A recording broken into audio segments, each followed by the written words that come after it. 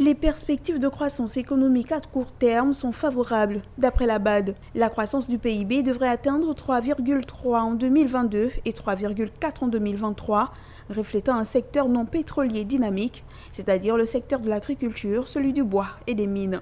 Avec la hausse du prix du pétrole et les réformes engagées dans le cadre du programme du FMI, le solde budgétaire devrait s'améliorer progressivement pour aboutir à des excédents de 2,3% du PIB en 2022 et 3,4% en 2023. La dette publique devrait continuer à diminuer pour atteindre 70,1% du PIB en 2023. Pour 2022 et 2023, la Banque africaine de développement prévoit des pressions inflationnistes en raison de la guerre en Ukraine qui devrait affecter essentiellement les prix des denrées alimentaires et du transport. L'inflation devrait s'établir à 2,9% et 2,5% en 2022 et 2023 respectivement. Les taux directeurs établis en mars 2022 par la BEAC devraient garantir la stabilité monétaire interne et externe.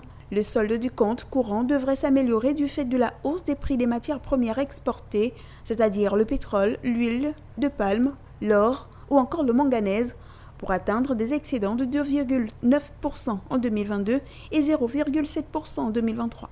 Ces résultats sont toutefois tributaires de l'exécution des réformes structurelles en cours, ainsi que des évolutions de la pandémie et de la crise en Ukraine.